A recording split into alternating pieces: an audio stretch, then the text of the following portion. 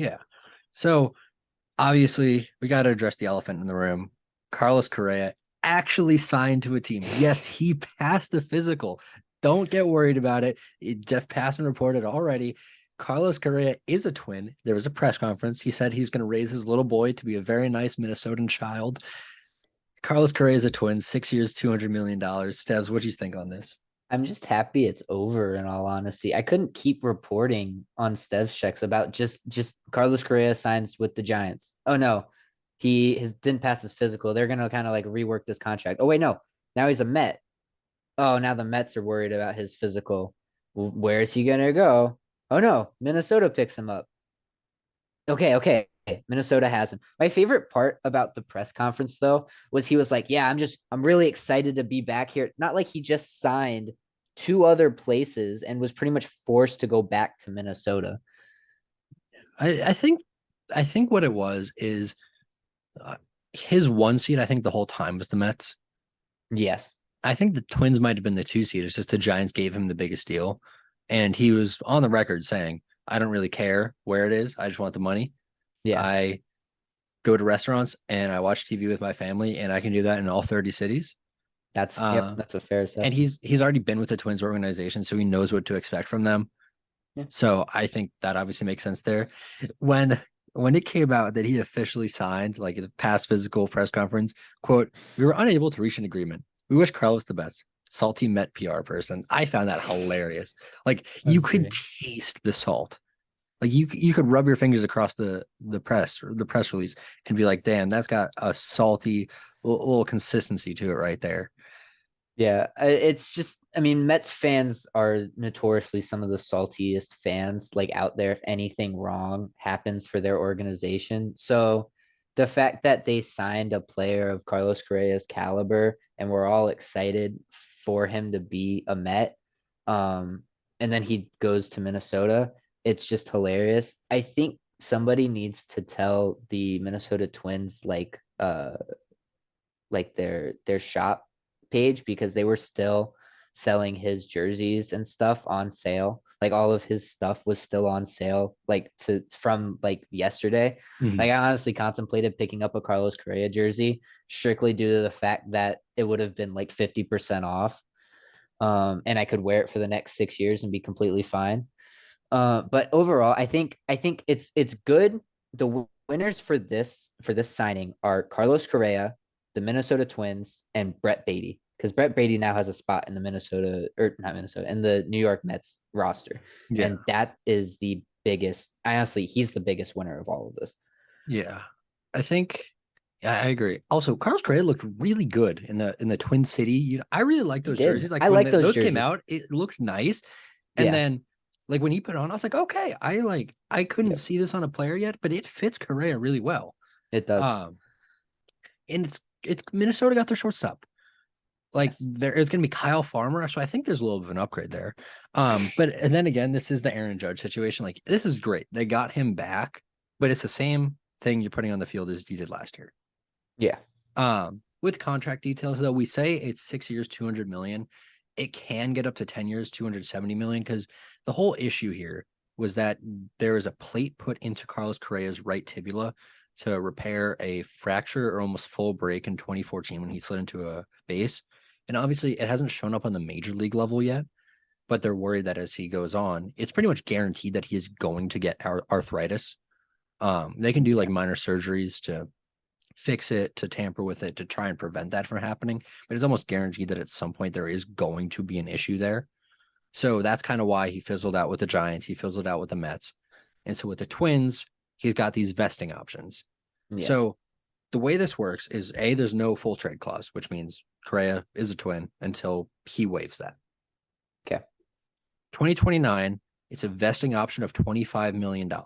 So if he hits 575 plate appearances in 2028, which is like 140 games of plate appearances, then he gets the $25 million player option. Okay. If he gets top five in MVP, he gets the player option, or Silver Slugger, LCS MVP, or World Series MVP. So that's the 2029. This is the seventh year, which is where everyone's like, okay, this is when it's going to start to go bad. There's a couple other variances of this from 2020 or 2030 to 2022 or 2032, excuse me, where he'd make 20 million, 15 million, and 10 million. But he has to reach a certain threshold to get the player option. And if not, it becomes a club option.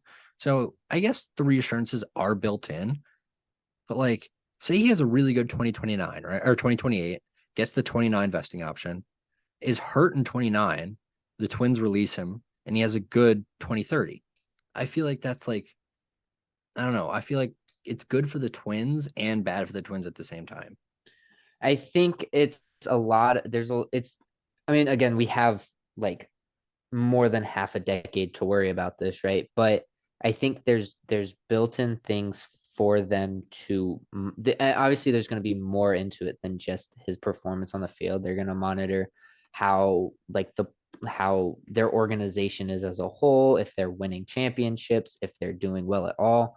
There's a lot more that goes into it than just how Carlos Correa will play. I mean, obviously he is the main factor, but say he doesn't and they don't want to pick him up because they're doing terribly. Maybe he can go out and he can play well somewhere else, right? So for the next 6 years at least, Carlos Correa is a Twin, and finally we do not have to talk about him for hopefully a couple months.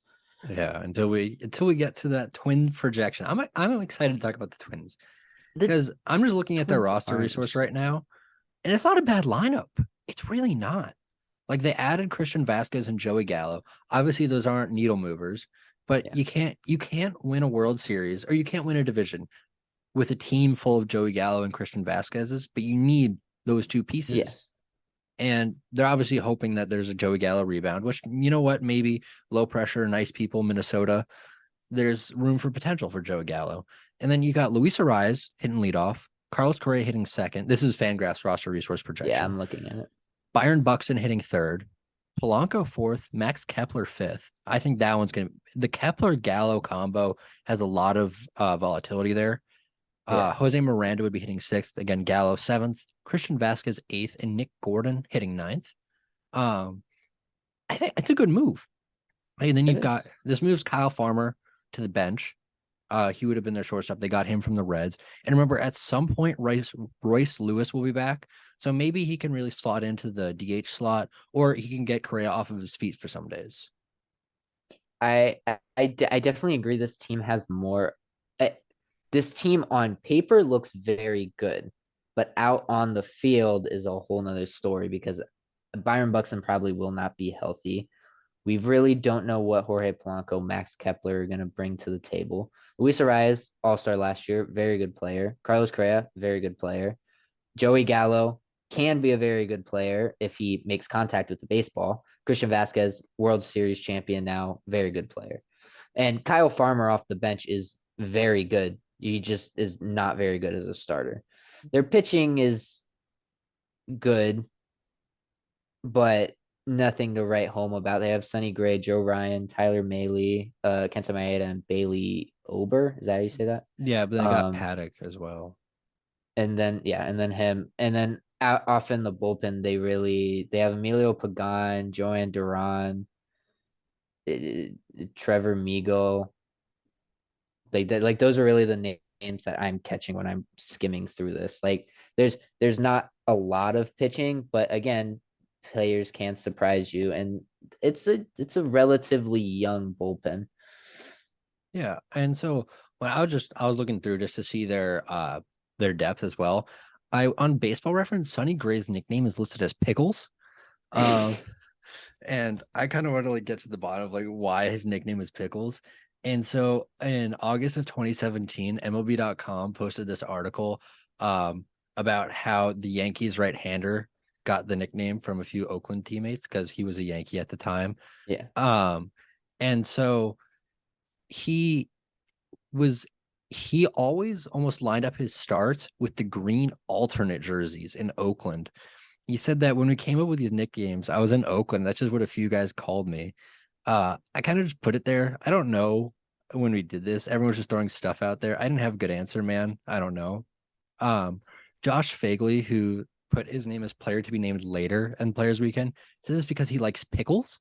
which Sonny Gray did not back up. He said that, I'm a big fan of pickles, but it's not a favorite food of mine. Sonny Gray, pickles.